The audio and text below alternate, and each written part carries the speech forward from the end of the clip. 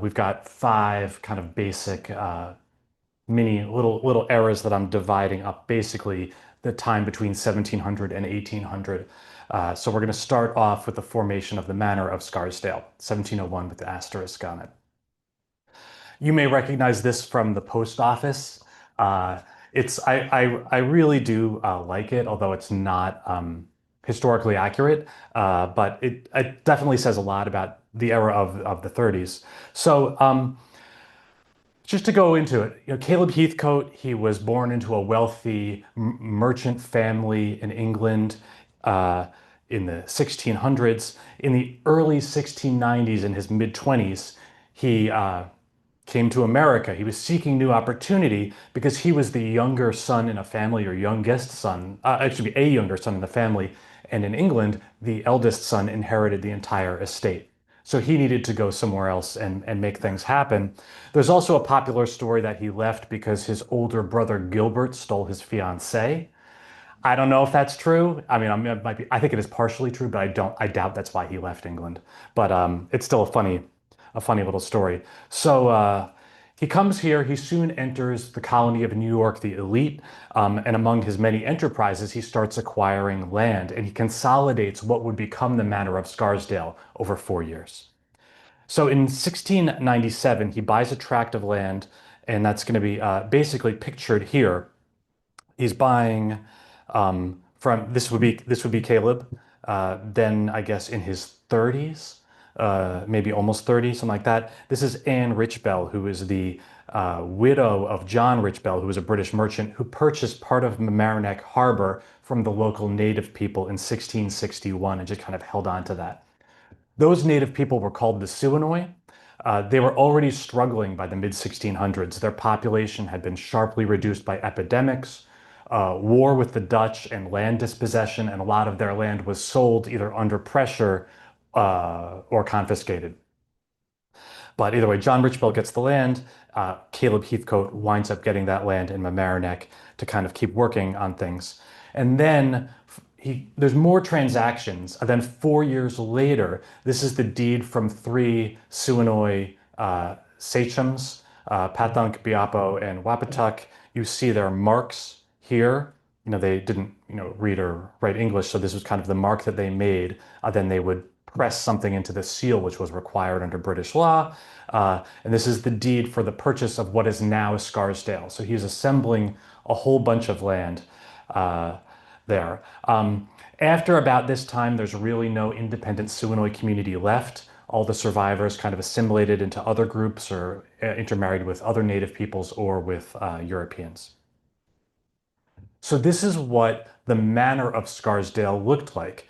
Uh, Caleb Heathcote on March 21st, 1701, he gets a royal patent, which gives him this in exchange for what was called a quit rent, essentially a rent of £5 per year.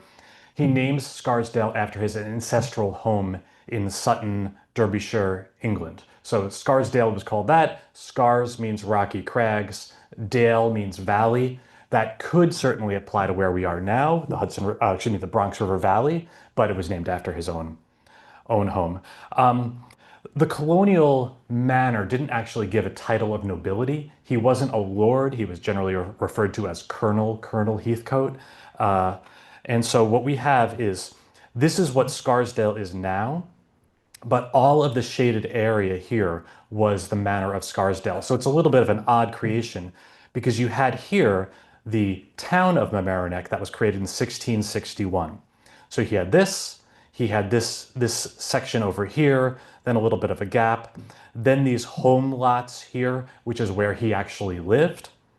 Then really the crown jewel of it, which was what he got first, was down here, Orienta Point. That was the area that had access to Long Island Sound. And that was a couple of miles away from Scarsdale itself.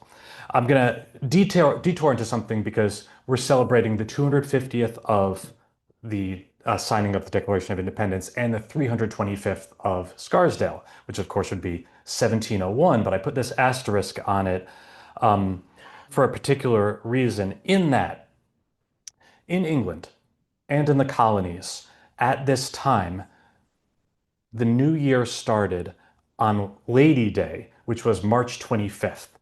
And the 3 months before that were attributed to the previous year. It's a really interesting thing, and I can go into that more later. So when we say that the manor was created on March 21st, 1701, that's what they wrote on the document, but it was actually 324 years ago. We would consider that 1702. So it's kind of an interesting wrinkle from that time, but we can keep that to ourselves. Not spoil the celebration or celebrate again next year. And this is just an aside. If there's time later and somebody has a question, set September 1752 looked like this. You went to sleep on the 2nd and you woke up on the 14th. And if you want to know later, it's a little bit of a tangent, but it'll take like 30 seconds. I'll tell you why later if you're interested. All right. So, Scarsdale was the last manor accorded in Westchester and New York and in all of the colonies because it was an increasingly unpopular system of government. We had towns and counties, democratic elections, and you had this kind of semi-feudal or at least potentially semi-feudal system. So this left five others, and I'm going to just show you on the left. I know you won't be able to really see very much, but here's the Manor of Scarsdale down here. I know it's very small. You've got a couple manors down here. You've got Fordham. You've got Morrisania. These are now all part of the Bronx. This is the borough town of Westchester, formerly Westchester County seat, now part of the Bronx. You have this big manor here. This is the manor of Phillipsburg. This era, this British era, it was called Phillipsborough. It's huge. It goes all the way down here from basically the Bronx, Yonkers, all the way up to Croton, from the Bronx River all the way west. Huge, huge tract of land. You've got Cortlandt Manor, which spans Westchester County east-west all the way at the top. Huge, huge tract of land. Then a few towns, and Scarsdale, moving to the right here, it was, the last piece that was left. Everything else was already divvied up. So Caleb Heathcote came in and just kind of grabbed what he could. There's a couple of other fun things to see on here. You see the Manor of Pelham. Then you see here tract sold for the Huguenots. Huguenots coming from La Rochelle, France, the persecuted Protestant French. They came here. This was sold to them. This became New Rochelle. Then the White Plains, which is kind of a more elegant way of seeing it. And then one of my favorite ones over here. This is the patent to Harrison. This became known as Harrison's Purchase. It's now the town of Harrison, but in a kind of a lack of imagination, there's a little carve out for the hamlet of Purchase. So you have Harrison and Purchase, which come from the name Harrison's Purchase. Um, it's really, I find that really strange. Um, but yeah, so I'll point out one other thing that's on here today. You can't probably see this, but right here is the mill pond is on the map. That mill pond is still there. That's the pond behind the Scarsdale train station. Uh, a Scarsdale train station. There were two, yeah. There was one up by the Hartsdale train station. There's another one by Scarsdale, and the mill itself was just on the west side, on the Phillipsburg Manor side, but operated by somebody in Scarsdale. But there were two. Great question. So that's the formation. We're moving forward into the 19-20 year era I call Caleb Heathcote's lesser concern. So here's Caleb Heathcote. Here he's probably around, he's in his late 40s.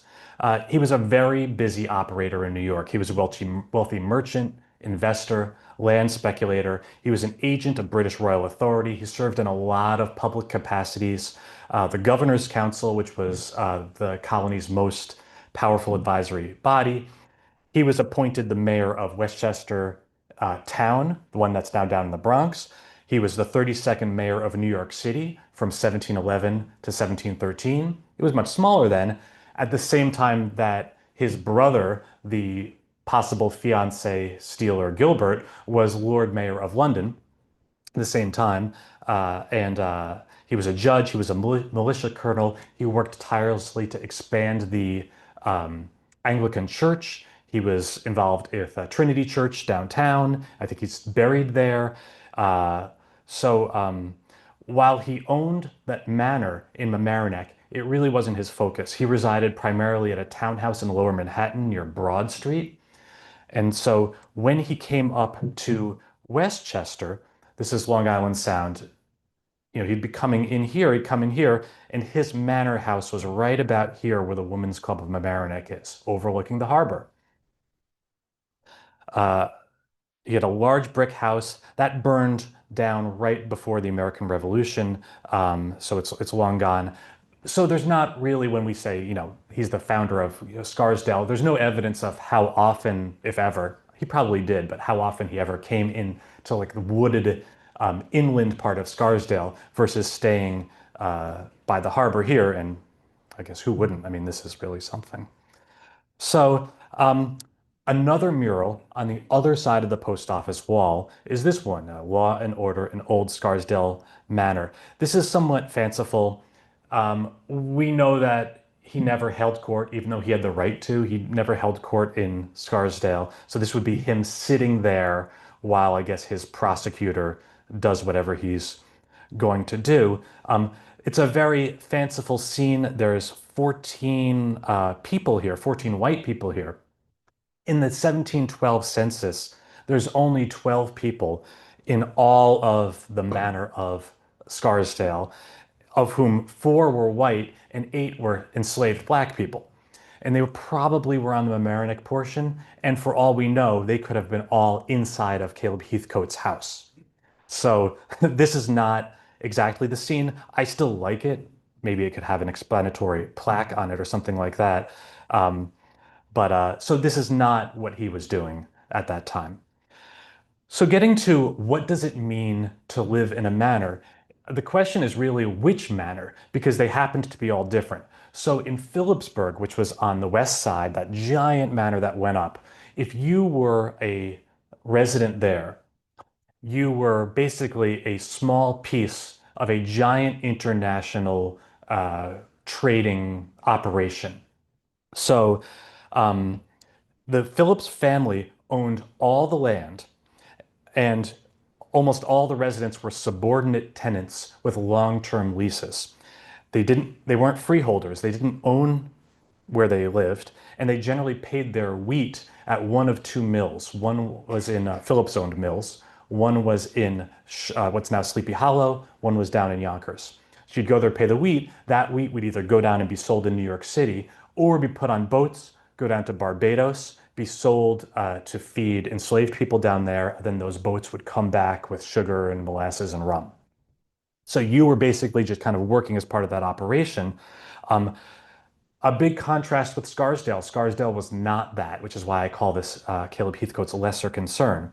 Um, Caleb Heathcote sold parcels off. He kind of wasn't interested in holding dominion over this large area. So the example of this is the watercolor of Wayside Cottage, which wasn't called Wayside Cottage back then. It was given that name 150 years later in the 1860s by the Butlers, but it was purchased on land by Edmund Tompkins in 1717. So Heathcote was really more like a land speculator, a pretty semi-absent land speculator. Buy a large tract, secure it with a royal patent so you have clear ownership over it. Then you're just kind of selling bits of it off. But it's an interesting time in Westchester because you have manors, pretty semi-feudal manors like Phillipsburg or Cortland Manor existing next to democratic towns like Eastchester, existing with manors that are kind of in between, like Scarsdale. So this is Heathcote's obituary. He dies the week before his 56th birthday, February 28th, 1721, or 1722, as we might say. But and the last paragraph, I'll just read it to you if you can't see it.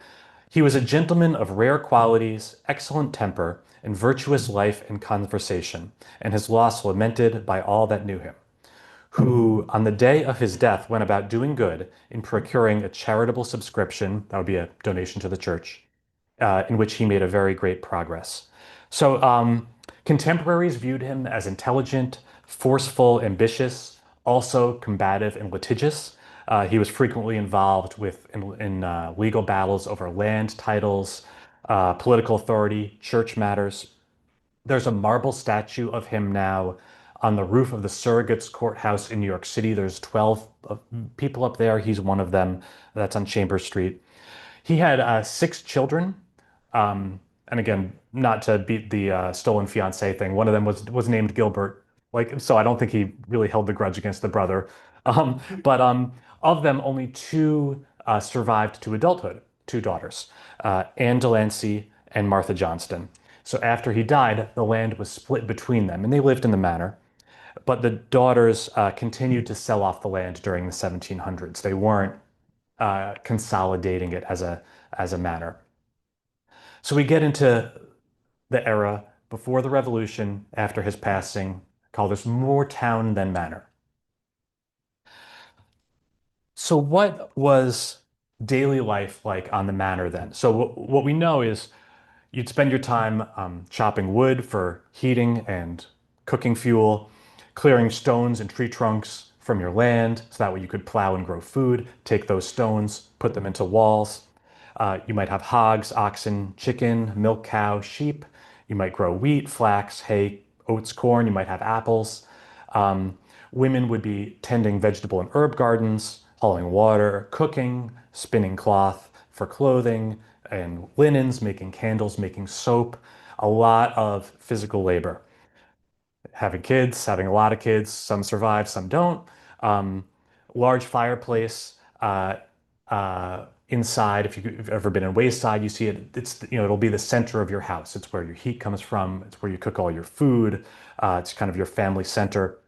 Unlike the Scarsdale of today, not a lot of book learning. There were a couple of little schools, but your education was expected to be a little bit more functional, maybe enough to read the Bible, maybe enough to do some basic math, but not a ton more than that. Then what happened with Scarsdale, Scarsdale, because it's landlocked, our part of Scarsdale, it was more it was less developed than surrounding areas. So there's an interesting list that I was found of the list of freeholders. It's all of Westchester. And the ones in the Manor of Scarsdale, the yeomen are actually the better off. They're kind of farmers who own their own land. There's also tenant farmers who wouldn't even be listed on this. So you've got these 16 people. Um, and some of the names, Cornell and Griffin, Haddon, might be familiar to you. Um, but in the neighboring communities down here, you see that we had 16 yeomen and zero tradespeople. But in neighboring communities, they have a lot more tradespeople. They've got enough density that they're supporting these things. What are these trades? Blacksmith, carpenter, cooper, mason. It might be a weaver, a tailor, shoemaker, physician, tavern keeper, merchants, schoolmasters. Um, so in Scarsdale, you would have to do those activities in your household, or more likely walk or ride north or south on Post Road to White Plains or East Chester, Tuckahoe, get someone else to do it for you, hop on the Mamaroneck Road or something like that, and go one way or the other to find somebody. There was a mill on the Bronx River, so you could get your grain ground or your wood sawed by water power. And of course, in Scarsdale, as in Westchester, as in New York, enslaved labor was an essential part of the economy. There were dozens of enslaved people in Scarsdale from 1701 until it was abolished in 1827. Uh, so this is the list. This is Mamaroneck and Scarsdale, the town. So not all of these were within the manor, but there are definitely some familiar names in there. Again, the Cornells and the Griffins and Hadding, I'll refer to. It's the most, probably the most locally famous enslaved people in Scarsdale were the Heady family that the Junior League has done some work on. We have some stones on them. There was an enslaved woman, Rose, and her 7 children with her enslaver, Thomas Haddon. He lived in Wayside Cottage with his white wife and their 3 children, and also had children with Rose. She lived, I'm not convinced, she might have lived across the street in the house that's there now. They might have lived in one of the outbuildings for Wayside Cottage that no longer exists. And we know about them because in 1861, in his will, he made generous provisions for them. He asked that they be taught to read, bound out for trades. He gave them money, and I found another document in the Bronx, now Bronx, archives that essentially affirms paternity for that era. There's not really a lot left from that era. We don't really know a ton about the enslaved people. The little bits that we do know is in the town records when somebody was freed, or manumitted, we would often see their names written down. And there's some physical remnants of them in that if you see an old stone wall somewhere, you might those could have been dug out of the ground by an enslaved person who probably would have been doing that sort of work. Please. Yeah, first line, a list of the Indian Negro. There's no comma after Indian. Or is Indian and Native Americans separate than the Negroes, or is it the same? I believe that the question for anybody who can't hear on the Zoom, there's no commas between Indian Negro and mulatto. So the question is Indian Negro one thing? I don't know for sure. I think it was separate. And this was sort of the purpose of this was I've dug into it a lot to try to figure out what the purpose was. It was taxation. So I They don't, enslaved in the Native Americans also. yes, I guess there were enslaved. There weren't any enslaved that I know of here, but there could have been in other parts of New York State, and if they were using essentially a standard form for it. So I think it was the three different categories. Um, so yeah, thank you. Great question.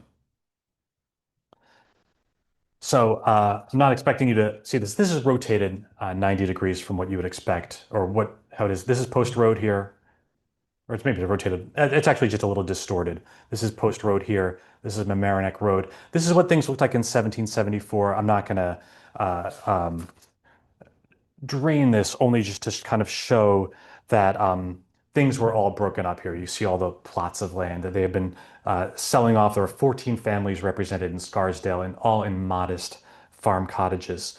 But one of the cool things about this map, and this is not the original map, there's a reproduction. This is Edgewood here. And the lines from the 1700s throughout Scarsdale are often represented today. So this is what became Arthur Manor. This would have been the line between Arthur Manor and the rest of Edgewood. This line here is now Rodney Road because it was the division line between two farms. Which is Drake Road between the Drake farm and the other side. This is what's now Crane Road. So it's around, if you go back to the old maps, a lot of old roads or more major roads were that sort of thing. And then what's cool is, the things that they used to define the boundaries, brush of maple saplings, heap of stones, oak sapling, white oak tree. Yeah, and I guess short of carving a specific stone and embedding it somewhere, this was just you're expected to know. So when you look in the deeds, they're often described. I mean, even the deed that defines the difference between two municipalities is described with something that's temporal, a tree that could go away. But it's really cool and quaint. Please. Yes. Green Acres, upper left, yeah. Yes. Was that part of Scarsdale at that time? It was. To my knowledge, that area. Oh, the question from Andrew was Green Acres part of Scarsdale at that time? And yes, I don't believe that line, that the northern line changed.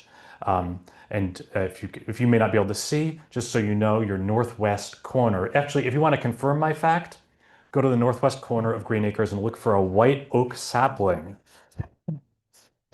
30 somethings south of a small brook going into the Bronx River. So you can check, you just double check, and we'll know for sure.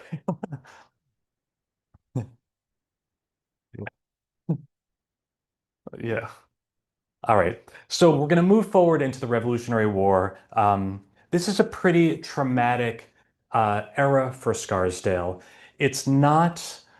Um, I find it really, really interesting because it's not like classical battles that you're describing as you would be describing in other places. However, it was extremely difficult, and Scarsdale was probably one of the worst hit places during the American Revolution for specific reasons, not because specific battles were fought here. So just to back up a couple of years, by 1774, America and the Hudson Valley was already starting to get somewhat polarized. You had patriots who wanted separation from Great Britain. You had loyalists who opposed revolution, wanted to remain with the British crown. You had in Westchester and in Scarsdale, you had pacifist Quakers who wanted to stay out of the conflict for religious reasons. Then you had very many people who just wanted to keep their heads down, provide for their families. So in 1776, things start to heat up in Westchester. On July 11th, 1776, Judge John Thomas goes outside the White Plains courthouse and reads the Declaration of Independence to the public for the first time in New York State. This happens right here in White Plains. Samuel Crawford of Scarsdale, who's standing just to his right here behind the paper, he seconded that motion that day. He was a member of the Committee of Safety, which was basically the revolutionary government. And also involved in that were a couple of other Scarsdale residents, Jonathan G. Tompkins, Jonathan Platt, also represented in these proceedings.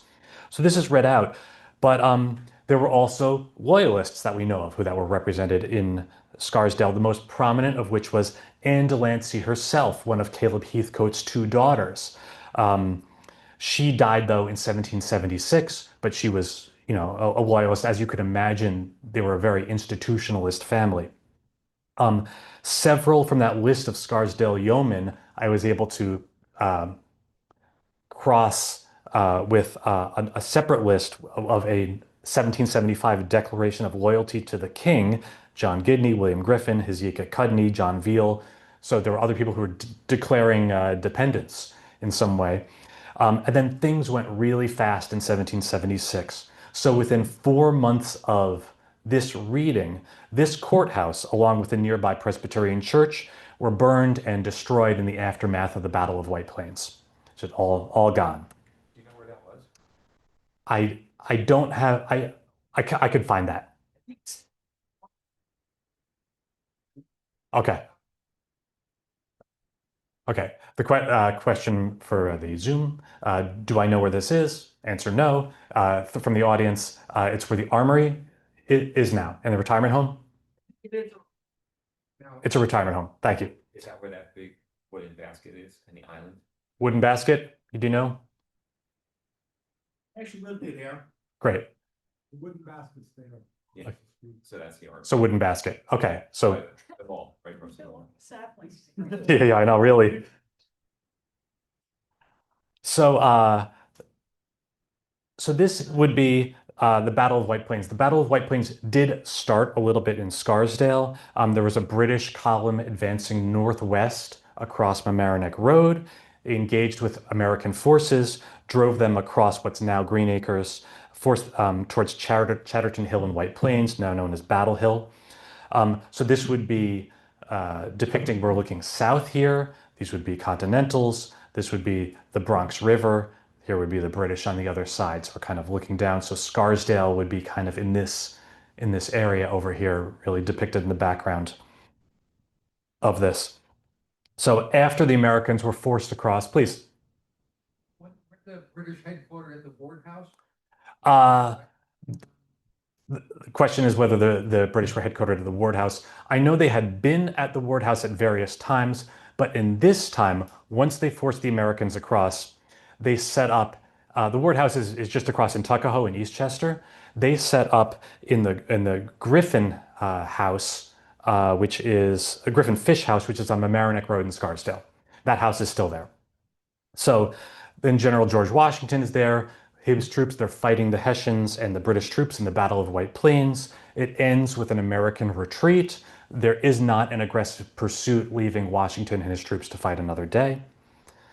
And that brings us into what's called the neutral ground, which is a kind of a very anodyne phrase for something that was definitely not placid. So this is Scarsdale down here. This is the manors. This is just a map I made myself, basically as well as I could.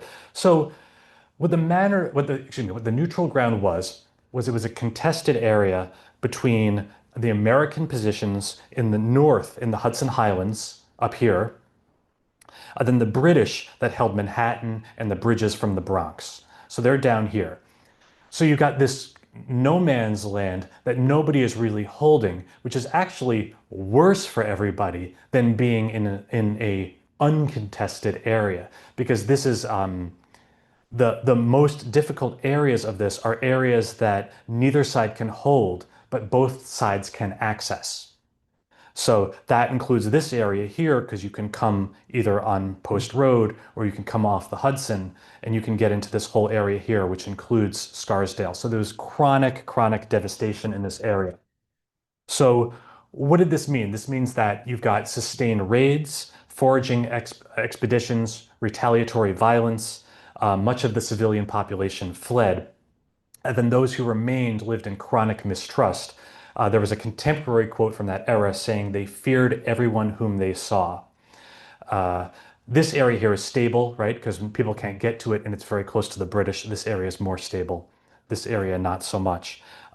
So what you would have in this area here, as opposed to it, would be sustained irregular warfare, repeated stripping, groups coming in, stealing things, and total anarchy in that area.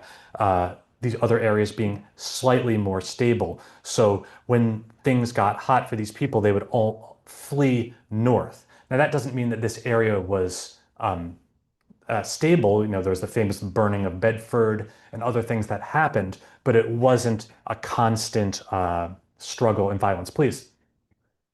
Defend yourself with firearms. There were just too many. Correct. Correct. So what you have, I'll show you. The question was you couldn't defend yourself. So here's kind of the situation that you have. And so you might be a farmer on your farm alone. You might be a woman whose husband is in the militia away, you know, with your children or something like that. So your odds of defending yourself are slim. So the devastation really unfolded in several related ways. There were these two loose groups called Cowboys and Skinners. The Cowboys affiliated with the British, the Skinners sort of affiliated with the Patriots, that basically would be plundering, stealing, destroying your household property, taking your livestock to either sell or furnish it to either side. Sometimes opportunists, sometimes because it sold better, sometimes out of some ideological. Both armies in the war increasingly relied on local supplies. So the Americans, you could sort of pay for it basically with an IOU, right? Because if you're paying with American paper and the Americans lose the war, this is going to be worthless. So you don't really want to accept that. The British started having trouble, particularly 1778 or afterwards when the French entered, because the supply lines to Europe are long, and now the French are bothering the back of those supply lines and they can't get stuff here. So they're going to go where they can. The British were concentrated. They held Manhattan. That was where their base of operations, their strongest base were. So they're going to be going out from there and getting whatever they can to keep their people going. And that includes their soldiers, that includes their politicians, that includes the American prisoners that are being held there. So the Continental Army and the British Army are taking goods, livestock, and grain. At one point, General Washington issued an order to remove most horses, cattle, sheep, and hogs from the whole area, not to have them, but to prevent the British from later getting them because he knew he couldn't hold the area. And he knew they were going to take them, so he was going to essentially take them first. You'd have troops coming through, they would trample your fields, they would take down your fences to use for firewood, they would destroy your orchards, they would cut down your timber, damage, burn your buildings. And as Lower Westchester became this war zone, a lot of loyalties were shaped less by revolutionary theory and more by just survival, right? Who can I align with? Who's here today? Not that that really protected you, but it was basically which army was more threatening. So decisions for some people, there were definitely some patriots and there were some loyalists, and then there were some people who were a little bit more malleable, and their decisions were more sort of coerced or tactical based on that rather than principle. But that said, your affiliation did not protect you, and the pacifist Quakers certainly got it from all sides because they were distrusted by everybody because they weren't supporting everything. So civil government collapses. None of the towns in Lower Westchester have meetings for 7 years. And then the cumulative effect was to leave Westchester economically shattered and sparsely populated. So there's a few examples of some Westchester families who were directly affected by this. So the Varians in the what's now known as Wayside Cottage, they were patriots. They supported the cause. They fled to Connecticut to escape the British raiders. James Varian served as a militia officer and later suffered long-term disability from injuries and exposure. There were at least 7 militiamen from Scarsdale. And remember, these are regular people. They're just farmers. They're not professional soldiers. There's nothing in their background that prepares them for this. They're just doing what they're being obligated to do. Here you see Samuel Crawford again. So he's 41 years old in 1777. He lives on Crane Road in a house that's still there, but greatly expanded. He operated the mill on the Bronx River that's now behind the train station. He became a captain in the Westchester County Militia. He was a very prominent patriot. I've heard it said that if he had survived the war, his name would be known as one of the founders, or at least in that sort of sphere. He was bayoneted in a skirmish in Eastchester in the Ward House on this date today, March 16th, 1777, and died on the back of a wagon being brought down to Manhattan as a prisoner. And his body was apparently just kind of dumped. We don't know where he is. And I was there actually today. They have a ceremony down there. Eastchester and Tuckahoe do a really nice job. But outside the Ward House, there's a ceremony honoring his sacrifice. His wife, Jane, was then pregnant with their 8th child when he died. So she's totally struggling. They flee north to Bedford. We know that his son John later enlisted. He's wounded in the head. He's taken to New York City as a prisoner. He's there for 6 months. Then he's released in a prisoner swap and he rejoins his company. This guy, total boss, Caleb Tompkins. So his father, Jonathan Griffin Tompkins, evacuated his family. This is his son Caleb at an advanced age. He was a captain in the Westchester County Militia. He avoided capture by hiding from British troops in a swamp. Both of them survived the war. After the war, father Jonathan was the Scarsdale supervisor for almost a decade. Caleb was a Westchester County judge. He was a United States representative for 2 terms. And his younger brother, Daniel D. Tompkins, was a governor of New York State and a vice president of the United States. Very prominent family. So that's just a few examples. And then this was a great discovery from the public papers of George Clinton, the first governor of New York. There were a bunch of claims for things that happened during the war that were adjudicated. And then there were some that weren't and would wind up basically in the governor's desk as basically like, these things happened to me in the war. How do we make these right afterwards? And what they describe is serious complaints against Westchester refugees. Refugees was a specific term meaning British loyalists, not just general refugees. But so this is an aide de camp. The enclosed papers were handed to General Heath by a Miss Crawford. This is Jane Crawford. This is Samuel Crawford's widow with the 8 children. They The loss that seems most to affect her is a horse taken by a son of Major Hobby, who's an inhabitant of Connecticut. What's wild about this, and I'll go through these, is that these are grievances where they know who the perpetrator is, which is unusual. It's not like this happened anonymously. This could have been somebody who was boarded with you or known to you in some way, who's taking things from you, which is really, really wild.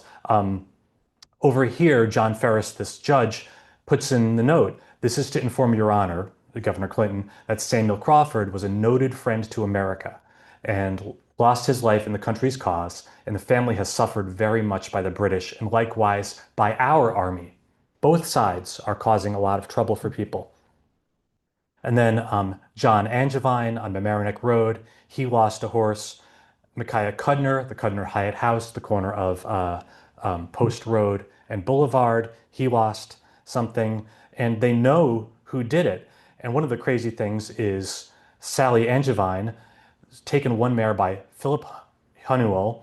This might actually go to your question about the commas, because there's no commas here, even though you would expect so. And Gilbert Drake and Captain Peacock. Now, I'm not sure if Angevine, I know there were Angevines who were loyalists, but Gilbert Drake, there's a couple of Gilbert Drakes in Westchester, but one of them lived in Scarsdale. So he was a lieutenant in the militia. So this could be literally one Scarsdale resident stealing a horse from another resident in this kind of lawless, might makes right atmosphere. And they're complaining because they're saying these happened the day our army left the White Plains. So these are complaints. These are not complaints about the British or just loyalists. These are just complaints about anybody who is taking things by need or by opportunity. Repeat? Did the governor do anything? That I don't know. I don't have a follow-up to it. There's some papers that the question was, did the governor do anything? There are some papers that I wasn't able to get of because they're not digitized, and I would have to figure out how to get them of payments that were issued after the war, but that might be a part two. Um, so we're moving now into the topic that I call an American agrarian community. So the last major battle of the war was in Yorktown, October 1781. There's a few skirmishes still in 1782. Things, though, are starting to return to normal after these years of devastation. So this is an amazing find. Polson's American Daily Advertiser, a newspaper, from 1783. This is a public letter written by residents of Scarsdale saying loyalists are not welcome back. They're notifying that anybody who joined the King of Great Britain, quote, they say, those guilty of murdering, robbing, and plundering the good people of the United States and the Manor of Scarsdale in particular, they're saying they're returning, quote, to remain among us in the land of liberty, which they have to the utmost of their power exerted themselves to enslave. So you can see there's a lot of bad blood here. They resolved that nobody who joined the enemy should be allowed to remain within the Manor of Scarsdale, and anybody who harbored them in Scarsdale for more than 24 hours, quote, shall incur the highest displeasure of the good people of the Manor of Scarsdale and shall be dealt with in the severest manner. Very polite. I wouldn't want to test it.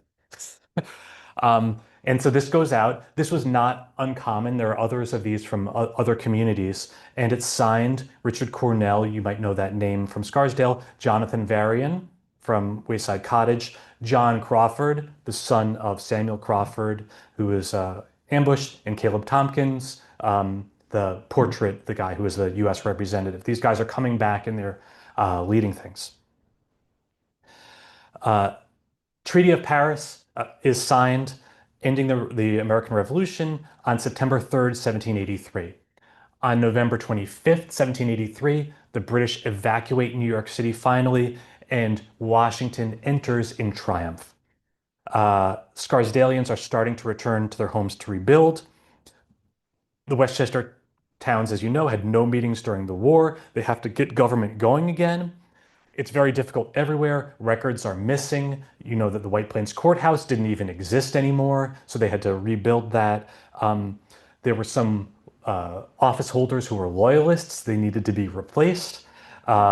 Tremendous damage to the infrastructure, your farms, your roads. So they really have to work to get things going again. This is New York City. Uh, I looked into it, and it seemed to be unclear whether they were specific buildings represented or just kind of general New York Dutch English vibe. Um, but I mean, I would think, you would represent Trinity Church in there if that was there. It's an interesting question, and I don't see Trinity Church there because that would have been a pretty landmark. So this would have been downtown, but I love this painting. You see the garlands that people are throwing in front of Washington and the troops. Very cool. So one of the coolest things that the Historical Society has now and has scanned are the town minutes, the very first primary records from Scarsdale. So this is the first meeting that they were able to hold, December 22nd, 1783. G. Tompkins, that's the father who escaped Thomas Cornell, and Stephen Cordell, they conduct the first meeting at Jonathan Griffin's house over Mamaroneck Road, quote, near the usual place of holding said meetings. And they chose the town officers by vote. Vote. White men over 21, but it's still a vote. Now, this was still, I think, pretty much a continuation of an earlier practice. Again, the manor wasn't a hardcore manor, it was a little bit more democratic. Note from this, you've got the same families doing a bunch of jobs, and including the same very people. Ferris Cornell has a couple of jobs. I guess it is sort of like volunteerism in Scarsdale today, where this usual crew winds up doing a lot of the same stuff. So everybody's stepping forward and taking care of this. Most of these jobs would have been necessary before and after the Revolution, because, as we know, Caleb Heathcote didn't have an administration that was taking care of this. We also know that there was a William Barker who was on the Westchester County Board of Supervisors from 1772. So I'm going to go over what each person did just because it really tells you a lot of what Scarsdale was like then and what was important to them. I mean, there's the administrative stuff. There's a supervisor. They interface with the county. There's the clerk. They keep the records. They publicize information. The assessors, they assess the property for tax, which was very modest in those days. The constable and collector, they maintain order in the town. They also collect the tax. Then we've got a few jobs that we no longer have in this way that tells you a lot. We've got overseers of the highway, pounder, and fence and damage viewers. And from those, you get a sense of what everyday life was like as we were concerned with basic agrarian issues. People needed to have decent roads to get around, you had to maintain your fences, and you needed to protect your crops from animals. And the animals needed to be marked and controlled, a very collective experience. You really depended on each other then. At the counter, the town. Yeah, I'll tell you in one slide, please. Yeah, question is Pat. Be the tax collector. Yeah, Brothers together. yeah. Now I think at this point there would have been, I'm gonna guess around 30 households. So it's not too many to do. And I don't know whether you walk or whether just at an annual meeting you just collect it or something like that. But yeah, but of course, what's you have the power behind it because the collector is also the constable. So if you don't want to pay, you're going to pay one way or another. Um, and some of the money stayed locally, and then a bunch of it was kicked up to the county. The county was really kind of the main government. That's where you would have your will filed or your deeds filed. That's actually still the case today. There wasn't as much going on locally. So the first one is the overseer of the highways. So the towns were responsible for laying out their local roads and maintaining them and inspecting them. There was no highway department then. So the way it worked is able-bodied men were conscripted. You were required to give a number of days per year of labor or you would be fined. So it was essentially a different form of local taxation in the form of labor. You were notified to appear. You were supposed to show up with your tools, with teams, with carts, with oxen if you owned any. Then you would be clearing brush, draining swamps, filling ruts, maintaining bridges, and so on.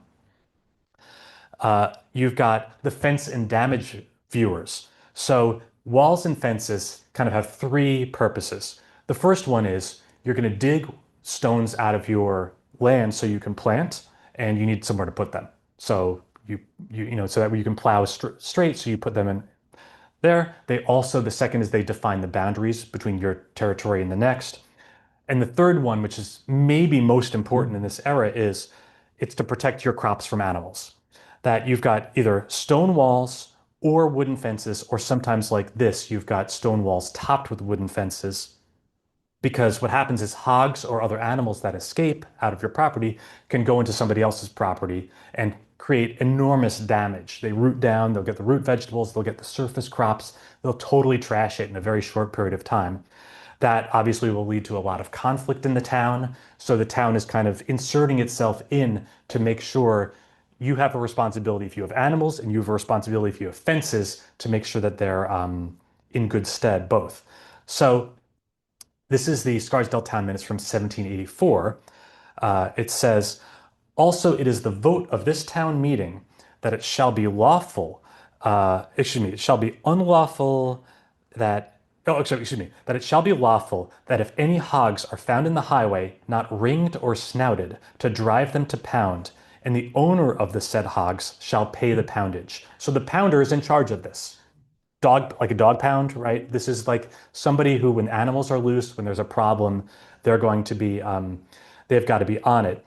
And then the next year, it was added that the relationship between the fence viewers and the pounder, if hogs got into someone else's property, the fence viewers would come.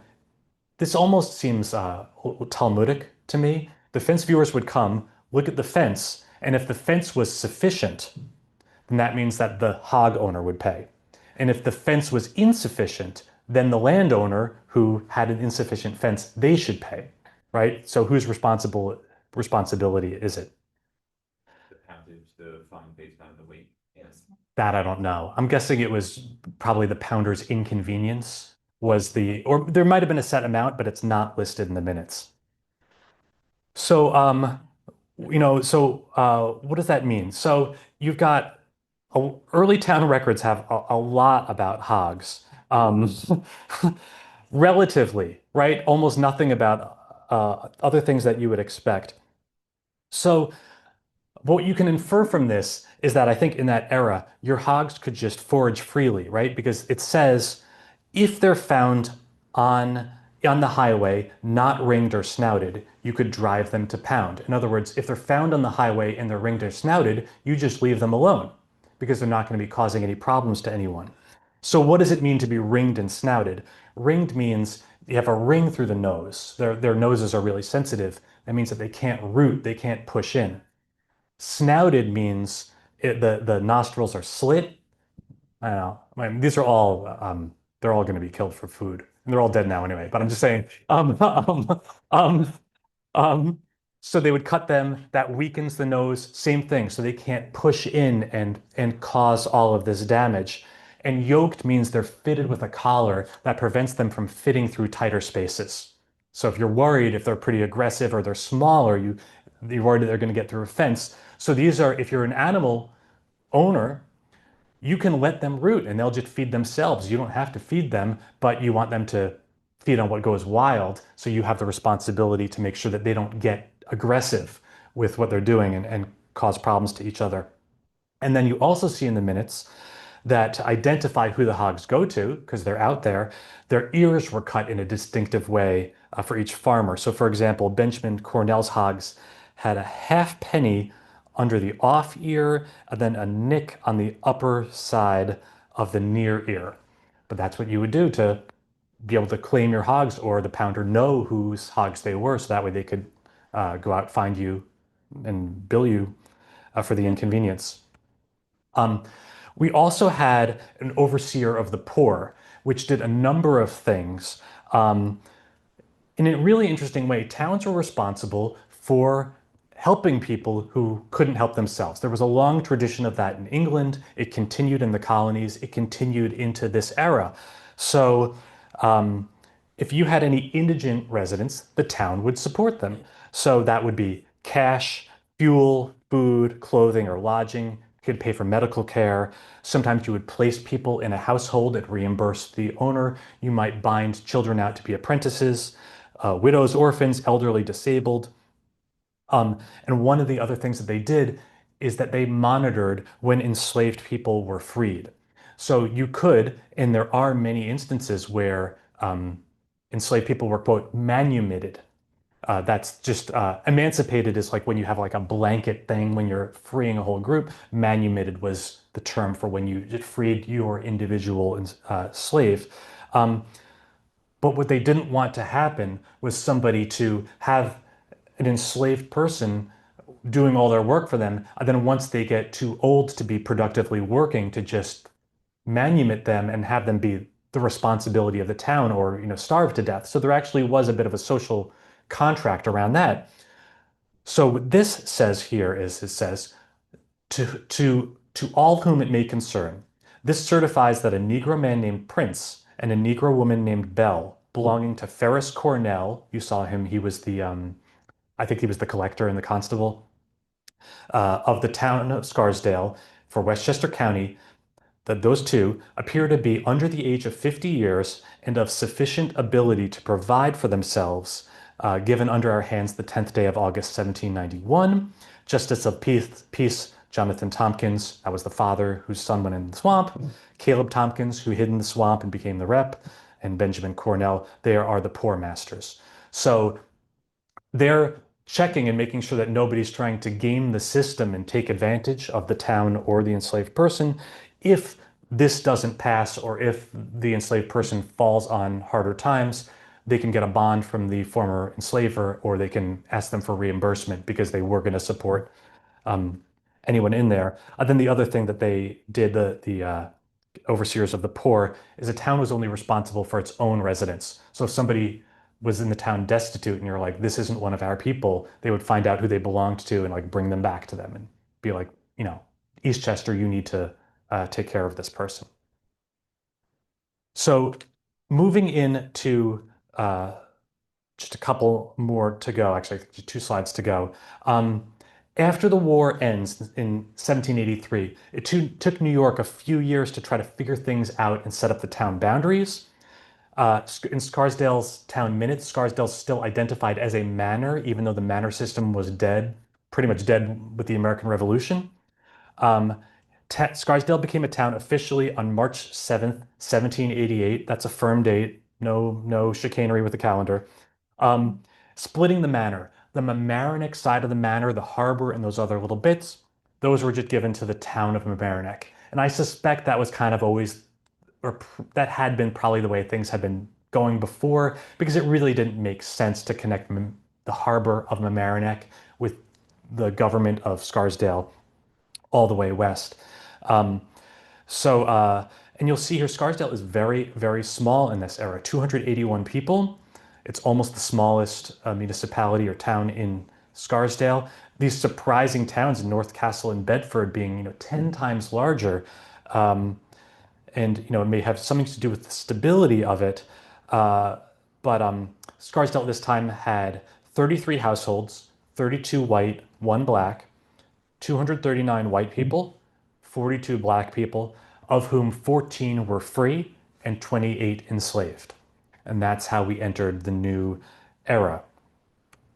But interestingly, I ran some numbers comparing the 1790 censuses and the 1810 censuses, and I expected Scarsdale here to have a big bump positive. So this is the percent population change. I thought after the neutral ground chaos was done, Scarsdale would start to thrive, but because Scarsdale is landlocked here, it still didn't really have access to New York City markets. So all these areas are experiencing huge growth, 58% growth, because you've got land, you can bring it down to New York City, Westchester, town, what's now the borough of the Bronx, experiencing huge change. Scarsdale really wasn't in great shape, and continued for a few decades more, and really kind of floundering because the way you got to New York City would be Post Road. This is a mile marker that's in City Hall. It's XXI, and then the V is chipped off of this. So this is 24 miles to New York, dated 1771. This is the distance to the old New York City Hall, the corner of Wall and Nassau Streets in Manhattan. Please. So Scarsdale has -8 population, but another landlocked town just north of it has 38%. It's very interesting. I can't, yeah, and that would be White Plains, and I can't explain why that. Well, I guess what I would guess is the county seat at White Plains was what did experience that a more prominent rebuilding. Please. I think it was also the state capital at one point. What was? White Plains? Yeah. Not to my knowledge, but I'm not saying that it's not true. It could have been, or it could have been temporarily, but I don't know. Um, so yeah, Scarsdale didn't really grow into itself to the turn of the 20th century, but I'm going to leave that because I'm going to turn to the next slide because I've got a couple presentations You'll see this. I'm going to just say for you folks here, if you want to attend in person, you might want to register sooner rather than later on the Scar on that. But we'll also have it virtual, so that has like basically unlimited capacity. So if you're going to watch from home, so this is a Jewish history on April 6th. This is something through the adult school. But let me take any other questions now, and yeah, anyone from the audience, please. I used to live in, Uh-huh. my son found a cannonball in the backyard. That's amazing. I'm wondering, I know the British Army, you said, came over, Green Acres, started to battle White Plains. Uh-huh. Where were the skirmishes? There were skirmishes. And the Hessians. Yeah, the exact locations between Mamaroneck Road and in, I don't know exactly. And I think so the way they would often know this is in the mid 1800s. The question was where exactly in Green Acres were any of the skirmishes, that somebody lived near there and remembered it or remembered being told about it or something like that. So Chauncey, I think it wasn't Chauncey Secor, a guy named last name was Secor Road remembers people going by there. So but since it was just kind of whole empty field, it almost actually going back to your son, it almost would an archaeological search would be probably more productive than anything else. Then stone wall. That's amazing. That's really, really cool. Really cool. Yeah, do you have a picture of the cannonball? See it again. They still have it. Oh, well, he's that. My son has it on 83rd Street in New York. Yeah, send us a picture. Send us a picture of the cannonball. That would be awesome. Yes, it was probably a 6 or a 9. Very cool. Yes. When you had one of the slides up before about the yeoman, there were several references to, the name Palmer, is that Palmer Avenue? Yep. Yep. Same thing. And Gidney could be like Gidney Way or something? Yes. So, a lot of these families, it's like they spread throughout the area. So you might say first generation is in Eastchester, then the kids grow up, one son takes this farm, another son needs another farm. So they just find something for sale in the neighborhood. So there was a lot of, you'd have Gidneys in both areas. You'd have families in multiple, the same names pop up all over the area. Uh-huh. Of the pre-war households, how many of them were end up signing with Keene, and how much end up being welcomed back into town post-war? That's a great question. The question was of basically patriot loyalist divide of those. I wanted to find that exact answer too, but we don't have a good census. This is the only sort of census, which is very incomplete, of who lived in the manor of Scarsdale. So I don't know. There's a plaque at the Memorial Field on Mamaroneck Road, which lists some patriots and lists some loyalists, but I haven't been able to substantiate it. I can only say who is absent. The other thing that you could look in maybe is that there's some rosters, and I looked a little bit in this without a lot of luck. A bunch of loyalists wound up in Nova Scotia. So the British did keep some of those records. So there are some of those records online, and you would need to find a person who lived in Scarsdale, but I looked through that for anybody from Scarsdale, and there's no mention of Scarsdale in there. So if they came from Scarsdale, they just didn't say so. And again, based on the fact that there's say two Gilbert Drakes he was Patriot in Westchester. There's so many common names back then that I'm always reluctant to say this is that person. So thank you. Adam. The number of enslaved people, well, I guess petered out eventually, obviously, but when were there no more enslaved people in Scarsdale or in Westchester? So in the 1820 census, there's just a few left. By 1827, it was illegal, so there could not have been any more after that date. That said, there was a little bit of a wrinkle in that enslaved people who were born after 1701 could remain indentured until they reached their 21st birthday. So it's just slavery by another term. So I think technically by 1841, it should have been completely done. But yeah, it's surprisingly late, for things. And um, one thing that I'd say about slavery that oftentimes, what a quote that I've heard about slavery in the North versus the South, because I'm sure you, like I, when you grew up, you hear about the South, the South, the South, that uh, the difference between the South and the North in terms of slavery and attitudes towards it was due less from morality and more due to climate.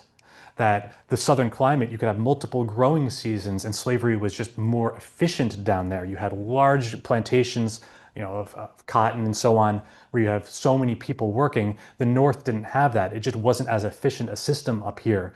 So people were less invested in it. So yeah. Sure. Other questions in the chat? Yeah. We have a question. Did George Washington spend any time in Scarsdale? Did George Washington spend it? For a wait. Yeah, yeah. Did he spend any time? There's a rumor about him staying at either I think Popham's house, which I think has been largely said to be untrue. He may have just passed through just the corner up by Green Acres. It's possible. Any other questions from chat or in person? Please. The entrance to the Bronx River Parkway off of 119, there's off of where Chattanooga comes in, there's a cannon there. Uh-huh. Is that where the Battle of White Plains was held? I think so. That's it. Yeah. Oh, you put the cat in there. Yeah, I used to work for Westchester County Farms. Awesome. When the Woodlands Viaduct Bridge was being rebuilt, Uh-huh. just south of it, the contractor needed a staging area. So I said, well, you can have this staging area, you can have this area. And during that project, they moved the stone with the plaque from the corner where it was originally put. Up to the. They moved it to where it is now, and we told the contractor, look, I want you to clean it up when you're done, a row of red bud trees that are native, some are still existing, and I wanted a cannon for the top, because the original cannon was stolen back in the 70s. If that was taken, that's another story. But yeah, that's a reproduction of a British six-gun. And that's the area where they had the battle? Yeah, so the British were, where Rochambeau School is? Yeah. That's where the British lines and the generals, and that's where their staff was. And they sent the British Army across the river, and then right where Battle Avenue is, that it would be the left of the American line, right? That's where they started the assault. They tried 3 times. They got on the third time, but it was not a good day for the British, nor for the Americans. The British stayed on top of occupied the battlefield, while the Americans tore off up Central Avenue to the hills in North White Plains. So the actual action was just the one day. Awesome. Tell us the story about the 11 missing days in March. I won't pull up the map again, but you'll see it's just cute because you see it's a 3-week long map. So you'll see why it's a little off tangent. So in 45 BC, Julius Caesar introduces a new calendar. Okay, the previous Roman calendar was a lunar calendar. So he introduces a new one because it had gotten months out of sync from what was really happening. Julius Caesar gets his astronomers together. They calculate the length of the year as 325 and 0.25 days, which is very, very close to what it actually is. So what that means is you just have leap year. So he introduces the leap year. What we know as leap year, that's exactly what he introduces. But that technically, it loses a week every millennium. So by the 1500s, calendars like Easter, which are tied to the spring equinox, are getting way off. So now the Catholic Church is, it's a concern to them. So in 1582, Pope Gregory gets his mathematicians, he gets his astronomers together, and they develop the more accurate Gregorian calendar. So what that does is none of us here would know this, but the way leap years work is every 4 years you add an extra day, except if the year ends in a double zero. Then you don't add a day. But if it's divisible by 400, you do add the day. So in 2000, we still added the day. But when we get to 2100, you can tell everybody, don't add the day. So that's the calendar that we're working under now. So um, they all the Catholic countries adopt this in Europe, and they have to skip 10 days to get in sync with where you're supposed to be in the calendar. So that way Easter lines up and stuff like that. Now, what happened with England was England wasn't going to take orders from the Pope. They say, we're going to keep going, but now things are getting more and more out of whack, and it doesn't really make sense for them either. And after all, a good idea is a good idea, even though if it comes from the Pope. So 200 years later, they changed as well in 1752. By now, rather than moving 10 days, now you need to move 11 days because you need to sync with Europe because you get weird historical things now, like you can have a letter, like if I'm in England and I wrote to you in that 200-year span and you're in Spain, my letter looks like it precedes or your letter looks like it precedes my letter because we're on different calendars at that time. So in September 1752, they skipped 11 days to get in sync. So that was it. You just went to sleep on the 2nd, and you woke up on the 14th, and that's how it worked out. So that's what we're in now. The current calendar should be good for another 6 to 7 thousand years, and then we might need to do another day. Right? Yes.